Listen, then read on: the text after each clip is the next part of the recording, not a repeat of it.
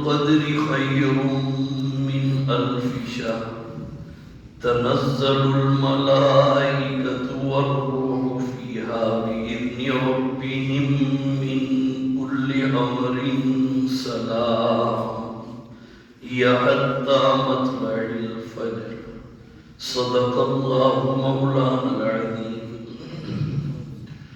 قرآن کریم کی ایک بہت مشہور و معروف سورت، اور بس یوں سمجھ لیجئے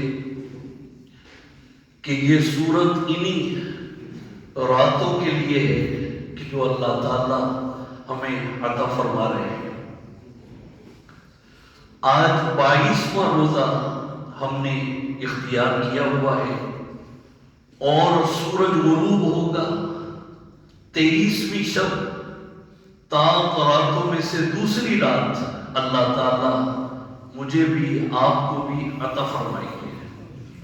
اور ایک حدیث میں یہ آتا ہے کہ حضور اکرم صلی اللہ علیہ وآلہ وسلم نے 23ویں شب میں عبادت فرمائی، اور پھر آپ نے حضرات صحابہ کرام رضوان اللہ علیہم اجمعین کو یہ بتایا کہ 23ویں شب لیلۃ القدر کی رات تھی۔ یہ ایک روایت میں موجود ہے۔ میرے دوستوں اور بزرگوں، آج 23ویں شب انشاءاللہ شروع ہوگی، اور یوں سمجھ لیجئے کہ نور علی نور کے تراویح میں الحمدللہ قرآن کریم بھی مکمل ہو رہا ہے۔ اور آپ سوچئے کہ یہ مسجد، اس کے در و دیوار جب سے اس کی بنیاد رکھی گئی، ہر سال قرآن کریم مکمل ہوا، اس کی در و دیوار میں اللہ کے کلام کی ایک ایک آیت کا اثر موجود ہے۔ یہی وجہ ہے کہ اللہ کے گھر یہ کبھی اس کو فنا نہیں ہے۔ انسان ختم ہو جائیں گے، نسلاً بعد نسل دنیا سے رخصت ہوتے چلے جائیں گے، لیکن روئے زمین پر جتنے بھی اللہ کے گھر ہیں یہ قیامت تک قائم رہیں گے۔ قرآن کریم کی جو مبارک سورت میں نے آپ کے سامنے پڑھی ہے، غور سے سنیے گا اس کے بارے میں۔ یہ 5 آیات کے اوپر مشتمل سورت ہے، اور اس سورت کے 30 کلمات ہیں، اور اس سورت کے 111 حروف ہیں۔ اس میں 4 فضیلتیں اللہ نے لیلۃ القدر کی بیان فرمائی، اور اس کو اگر میں آسان کر دوں تو بس یوں سمجھ لیجئے کہ یہ سورت اور پھر اس کے اندر ایک رات، اور اس رات میں پورا قرآن کریم ایک رات میں اللہ نے لوح محفوظ سے آسمان دنیا پر نازل فرمایا۔ بس یوں سمجھ لیجئے کہ یہ رات نہیں ہے، یہ جنت میں جانے کا، اللہ نے بخشنے کا، اللہ نے حضور اکرم صلی اللہ علیہ وآلہ وسلم کی امت کو جنت میں داخلے کا ایک بہانہ بنا دیا۔ اور وہ بہانہ کیسے؟ غور سے سنیے گا، فرمائے کہ اِنَّا أَنزَلْنَاهُ فِي لَيْلَةِ الْقَدْرِ، ہم نے قرآن کریم کو لیلۃ القدر میں نازل کیا۔ وَمَا أَدْرَاكَ مَا لَيْلَةُ الْقَدْرِ، اور آپ کو کیا معلوم کہ لیلۃ القدر کیا ہے؟ دیکھیے کیسی بات ہے، آپ کو کیا معلوم؟ لیلۃ القدر خیر من الف شہر، یہ وہ رات ہے کہ اس رات میں اگر کوئی عبادت کر لے اللہ تعالیٰ 1000 مہینوں سے بڑھ کر اس کو عبادت کا ثواب عطا فرمائیں گے۔ تنزل الملائکۃ والروح، اس رات میں ملائکہ اور روح الامین جبریل امین فیہا بِإِذْنِ رَبِّهِمْ مِنْ كُلِّ أَمْرٍ، ہر امر خیر کو لے کر اترتے ہیں. سلام ہی حتی مطلع الفجر، یہ رات صحابہ سلامتی ہے طلوع فجر تک. یہ ہے ترجمہ. اس کا شان نزول کیا ہے؟ آپ دیکھیں ہر سورت کا ایک شان نزول ہے. کیوں نازل ہوئی؟ یہ جو ہم کہتے ہیں نا، قرآن کریم میں بھی ہے، ہر نماز میں ہم پڑھتے ہیں الحمدللہ رب العالمین الرحمن الرحیم. تمام تعریفیں رب العالمین کے لیے ہیں، جو رحمان بھی ہے، رحیم بھی ہے، جو ان اللہ غفور الرحیم بھی ہے. یہ جو ہم کہتے ہیں نا اللہ تعالیٰ بہت معاف فرمانے والے ہیں، بخشنے والے ہیں، اور بخشنے کا بہانہ تلاش کرتے ہیں. اب سنیے گا یہ بہانہ کیسے تلاش کیا. امام المتقین، امیر المؤمنین حضرت علی کرم اللہ وجہہ الکریم، جن کا کل یوم شہادت بھی تھا، ان سے یہ روایت موجود ہے. اور حضرت عروہ بھی اس کے راوی، حضرت علی بھی اور حضرت عروہ بھی.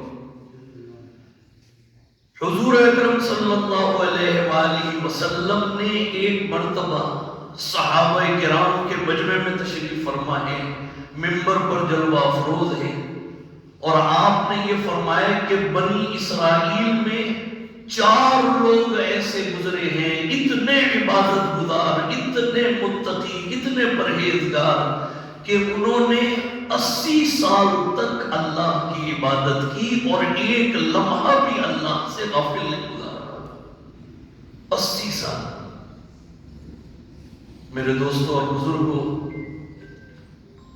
ہمارے معتکفین یہاں پر الحمدللہ موجود ہیں، اور یہ زندہ مثال ہے کہ 10 دن یہ اعتکاف کر رہے ہیں، لیکن الحمدللہ کوئی لمحہ عبادت سے غافل نہیں ہے.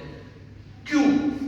اس لیے کہ روزے کی حالت میں اللہ کے گھر میں آ جانا، اب تمہارا سونا بھی عبادت ہے، خاموش رہنا بھی عبادت ہے، تلاوت کرو گے تو اجر ہی اجر ہے، لیکن تمہارا سونا، جاگنا، بیٹھنا، کھانا کھانا، وضو کرنا، ہر چیز عبادت ہے. تو انہوں نے 80 سال تک عبادت کی اور ایک لمحہ بھی اللہ سے غافل نہیں ہوا. صحابہ کرام رضوان اللہ علیہم اجمعین نے جب یہ سنا تو سن کر آنکھوں میں آنسو آ گئے. اور حضور اکرم صلی اللہ علیہ وآلہ وسلم نے فرمایا کہ وہ 4 لوگ کون تھے؟ ایک حضرت ایوب علیہ السلام، دوسرے حضرت زکریا علیہ السلام، تیسرے حضرت حزقیل علیہ السلام، اور چوتھے حضرت یوشع بن نون علیہ السلام. یہ 4 نبی اور پیغمبر. صحابہ کرام غمگین ہو گئے کہ ہماری تو اتنی عمریں نہیں ہوتی. حضور اکرم صلی اللہ علیہ وآلہ وسلم کی امت کی عمریں 60 سے 70 سال کے درمیان. بس یہ دیکھیے، صحابہ کے غم کو دیکھ کر اللہ تعالیٰ نے جبریل امین کو عرش عظیم سے بھیجا، اور قرآن کریم کی یہ پوری سورت نازل ہو گئی. اور حضور اکرم صلی اللہ علیہ وآلہ وسلم سے جبریل امین نے یہ فرمایا کہ اے جبریل، یا رسول اللہ، اللہ نے مجھے بھیجا ہے، اللہ نے آپ کے صحابہ کرام کے رونے کو اور ان کی غم کو، ان کی تکلیف کو دیکھ لیا، اور یہ سورت اللہ نے پوری نازل فرما دی ہے. اللہ نے، انہوں نے تو 80 سال تک عبادت کی، اللہ نے آپ کی امت کو ایک رات ایسی عطا فرمائی ہے کہ اگر آپ کا کوئی امتی اس میں چند لمحے بھی گزار دے، اللہ تعالیٰ اس کو 80 سال کی عبادتوں سے بڑھ کر ثواب عطا فرمائیں گے، 1000 مہینوں سے بڑھ کر. اور جب علماء نے 1000 مہینوں کا حساب لگایا تو تقریباً 83 سال اور 4 مہینے. لیلۃ القدر کی ایک رات سال کے برابر، لیلۃ القدر کا 1 گھنٹہ 55 دنوں کی عبادت کے برابر 1 گھنٹہ، اور لیلۃ القدر کا 1 سیکنڈ یوں سمجھ لیجئے کہ 55 گھنٹوں کے برابر، 1 گھنٹہ 55 دن کے برابر، اور 1 سیکنڈ 55 گھنٹوں کے برابر، 1 سیکنڈ۔ اب آپ سوچئے کہ جس کو یہ پتا ہو کہ آج کی رات میں اللہ نے مجھے لیلۃ القدر عطا فرما دی اور 1 سیکنڈ جو ہے وہ 55 گھنٹوں کے برابر ہے، تو کیا وہ 1 سیکنڈ بھی اللہ سے غافل ہوگا؟ وہ تو کہے گا کہ 1 سیکنڈ بھی میں اللہ کی یاد، اللہ کے ذکر سے غافل نہ ہوں۔ اور پھر قربان جائیے، یہ بھی بتا دیا کہ پڑھنا کیا ہے، یہ بھی بتا دیا، یہ بھی مشکل آسان ہو گئی، صحیح حدیث سے ثابت ہے۔ حضرت عائشہ صدیقہ رضی اللہ تعالیٰ عنہا ام المومنین ہیں، انہوں نے پوچھا کہ یا رسول اللہ، اور پوچھا بھی ہمارے لیے، قیامت تک آنے والے مسلمانوں کے لیے اور امت کے لیے، کہ اگر مجھے لیلۃ القدر مل جائے، سب سے زیادہ مستند ترین دعا، یہ جو عام طور پر لوگ اس رات میں مختلف قسم کی عبادتیں بتاتے ہیں، یہ کر لو، اتنے نفل پڑھ لو، کوئی حوالہ نہیں ہے، یہ خود سے یہ چیزیں بنائی ہوئی ہیں۔ جو سب سے مستند ترین چیز اس رات کے حوالے سے آئی ہے، جو امام کعبہ بھی اس رات میں اسی دعا کو پڑھتے ہیں، امام مسجد نبوی بھی اس دعا کو پڑھتے ہیں، تمام محدثین اور عالم اور علماء اس دعا کو پڑھتے ہیں۔ حضرت عائشہ نے فرمایا کہ یا رسول اللہ، اگر مجھے لیلۃ القدر مل جائے تو میں کیا پڑھوں؟ دیکھیے اب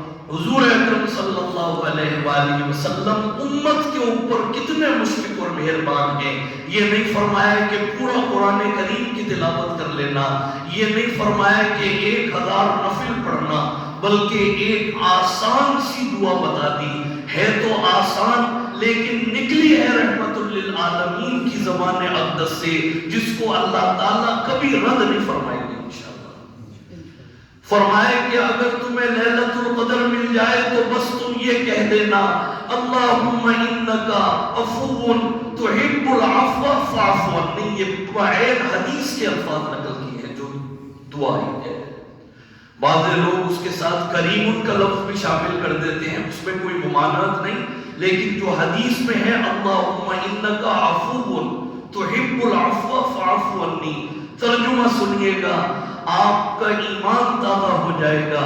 اصل دعا بتا دی، اے اللہ آپ بہت زیادہ معاف کرنے والے ہیں، اے اللہ آپ معافی کو پسند فرماتے ہیں، اے اللہ آپ بخشنے والے ہیں، معاف فرمانے والے ہیں، فاعف عنی، بس اے اللہ آج کی رات میں مجھ پر بھی رحم فرما دیجئے، مجھے بھی معاف فرما دیجئے، مجھے بھی بخش دیجئے۔ حضرت سفیان ثوری رحمت اللہ علیہ، اتنے بڑے عالم، اتنے بڑے بزرگ، ان کا فتویٰ موجود ہے، وہ فرماتے ہیں کہ اس رات میں اگر کسی نے تلاوت نہیں کی، نفلیں نہیں پڑھی، صرف یہ دعا پڑھ لی، اس کو لیلۃ القدر کا ثواب اور اس کو اس رات میں پوری رات جاگنے کا ثواب دے دیا گیا۔ اتنے بڑے عالم ہیں میرے دوستوں اور بزرگوں۔ مختصر میں عرض کروں گا، جب یہ تمام باتیں آپ کے سامنے آ گئی، بس اب 3 باتیں سن کے ہم دعا کر لیں گے۔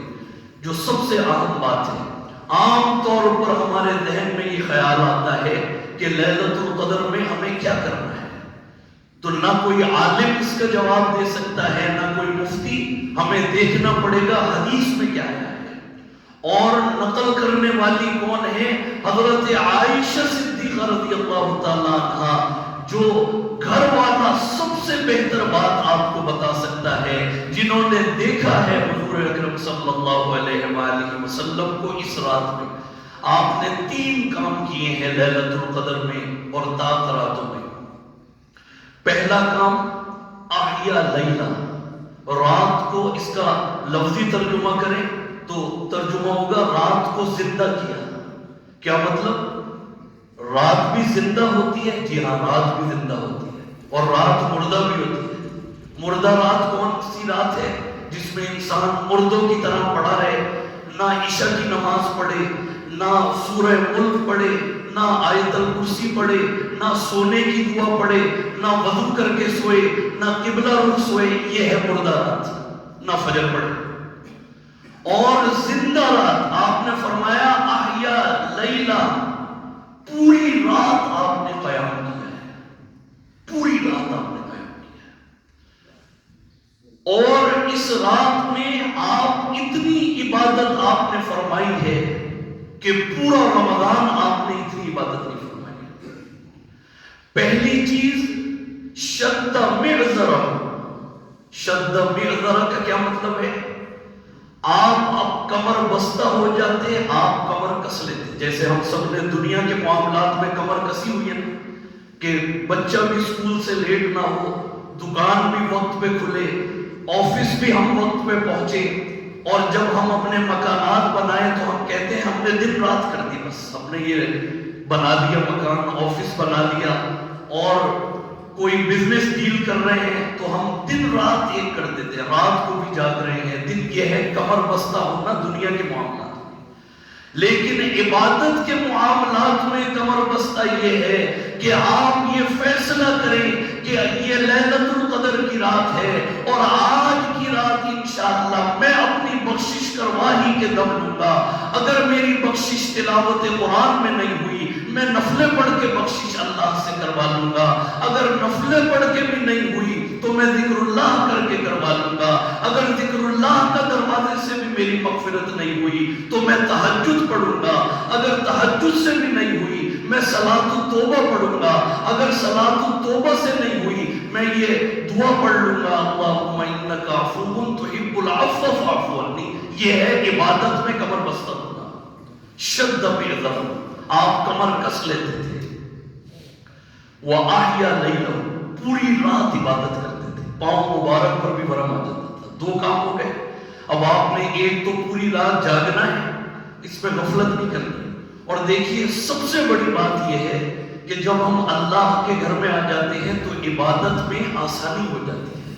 آسانی کیسے؟ مسجد میں جو ماحول ہے وہ گھر میں نہیں ہے، گھر میں وہی دنیا اور ٹی وی اور جو ہے کوئی اپنے فون پر اور کوئی دنیاوی گفتگو پر، اور کوئی سو رہا ہے کوئی بیٹھا ہوا ہے۔ لیکن جب آپ اللہ کے گھر میں آتے ہیں آپ کو تلاوت قرآن ملے گی، کوئی تلاوت کر رہا ہے، کوئی بیان کر رہا ہے، حدیث سننے کو ملے گی، معتکفین کو آپ دیکھیں گے جو اللہ کے برگزیدہ بندے ہیں، جن کو دیکھنا بھی عبادت ہے، یہ ایسے برگزیدہ بندے ہیں۔ پھر آپ یہاں تلاوت کر سکتے ہیں، ذکر اللہ، تو مسجد میں آ جائیں گے آپ بچ جائیں گے، کیوں؟ کیونکہ مسجد جنت کا باب ہے، جو جنت میں آ گیا وہ جہنم سے بچا لیا گیا۔ تو احیا لیلہ، پوری رات کیسے جاگنا ہے؟ اللہ کے گھر میں آ جائیں۔ تیسری چیز جو بڑی اہم ہے، آپ نے کمر بستہ ہو گئے، کمر کس لی آپ نے رات بھی پوری عبادت میں گزار دی۔ تیسرا کام جو سب سے اہم ہے، وَأَيْقَظَ أَهْلَهُ، حضور اکرم صلی اللہ علیہ وآلہ وسلم گھر والوں کو بھی پوری رات جگاتے تھے، اپنے جو آپ کے صحابہ کرام تھے، خادم تھے، سب کو کہتے تھے کہ دیکھو غفلت نہ کرنا۔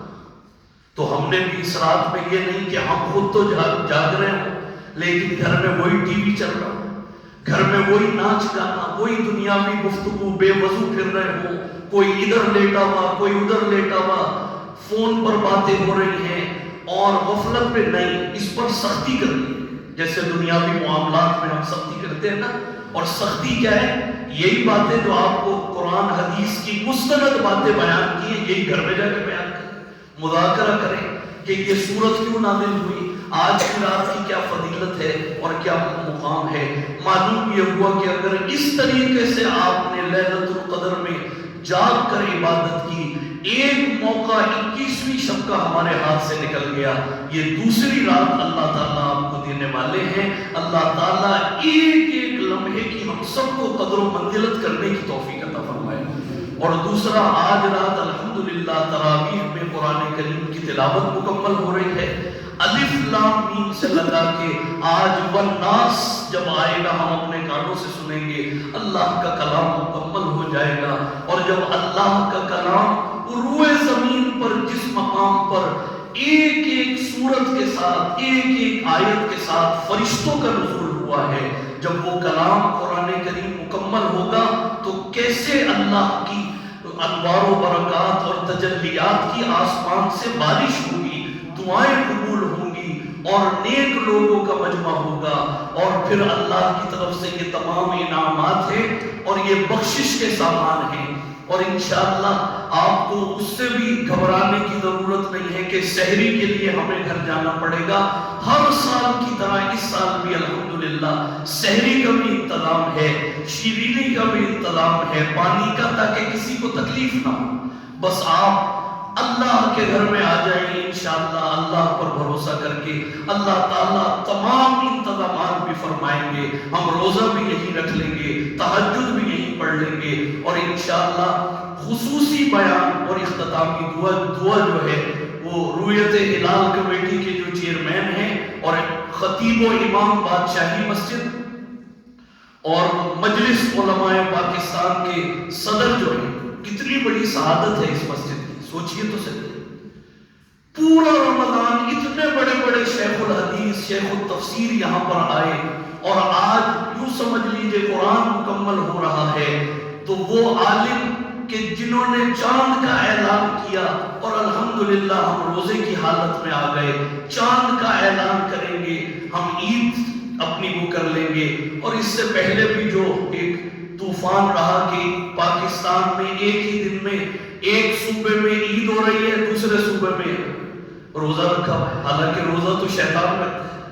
تو یہ سب یہ تماشا باہر بھی دیکھتے تھے، سعودی عرب میں بھی، اسلامی ممالک میں بھی، لیکن بہرحال انہوں نے جب سے یہ اس عہدے پر آئے ہیں، اس کو بہت احسن طریقے سے یہ لے کر چلے، ایک دن میں روزہ، ایک دن میں عید، الحمدللہ چلے، خوشی پر تو مسلمان اتفاق اور اتحاد ہو گیا، ہم تو غم میں بھی اکٹھے نہیں ہوتے، لیکن انشاءاللہ اللہ تعالیٰ اس کو جوڑیں گے، تو آپ تمام حضرات کے لیے، اہل علاقہ کے لیے، نمازیوں کے لیے الحمدللہ یہ بہت بڑی سعادت ہے، اور اس مسجد کو یہ اعزاز حاصل ہے کہ حضرت ہر سال تشریف لاتے ہیں، اور اس سال بھی وہ الحمدللہ آ رہے ہیں۔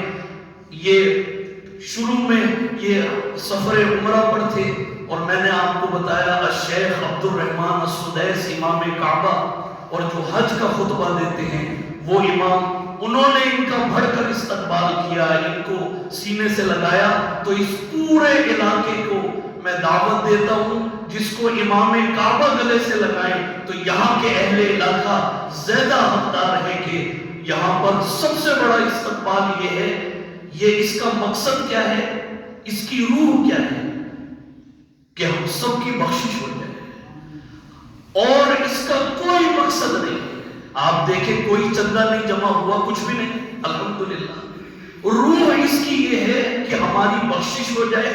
اتنے بڑے عالم ہیں، چاند کا بھی انہوں نے اعلان کیا، یہاں دعا کریں گے انشاءاللہ ہمیں برکتیں ملیں گی، اور جو اصل چیز ہے وہ یہ ہے قرآن کریم مکمل ہوا، قرآن کریم کی روح کیا ہے اس کو سمجھنا ہے۔ وہ آج کی رات میں یہ علماء آ رہے ہیں، بہت بڑی تعداد، وہ بتائیں گے۔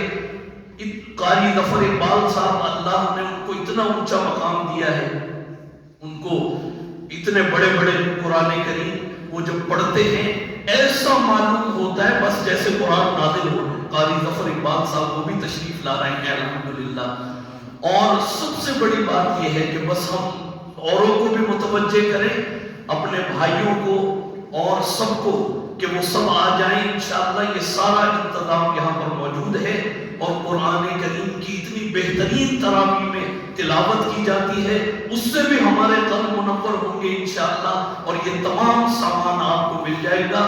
تو انشاءاللہ آپ خود بھی آئیں، اوروں کو بھی متوجہ کریں، تو اس کے لیے سب تیار ہیں نا انشاءاللہ؟ پھر فرمائیں، دعا فرما لیجیے۔